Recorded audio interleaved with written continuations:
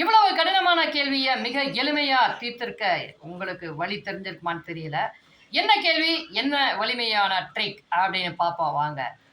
3 number இருக்குங்க. 3 number வந்து 3, 4, 5 இந்த ரேஷியோல இருக்கு. இதோட எல்சிஎம் 2400 அப்படின்னு சொல்றாங்க. அதோட ஹெச்சிஎஃப் கண்டுபிடிக்க சொல்றாங்க. இவ்வளவு கடினமா இருக்க, எப்படா கண்டுபிடிக்கிறது? மூளையை போட்டு குழம்பிட்டு இருந்த எனக்கு ஈஸியா கண்டுபிடிக்க முடியும் அப்படிங்கிற வழி தெரிஞ்சது. அது என்ன அப்படிங்கிறத நான் மட்டும் வச்சுக்காம உங்களுக்கு சொல்லித்தரேன். ஒண்ணுமே இல்லைங்க. 3, 4, 5 இது 3யும் பெருக்கி விடுங்க. 60 வருதா? அந்த 60ஆல இந்த 2400 வகுத்துருங்க. 0 கேன்சல் பண்ணி விட்டுட்டு 240 6ஆல வகுத்தா எவ்வளோ வரும்? 40. அவ்வளோதாங்க. இந்த 3 ரேஷியோக்கள் கொண்ட அந்த நம்பருக்கு 40ங்கிறது ஹெச்சிஎஃப் அமைஞ்சிருக்கு.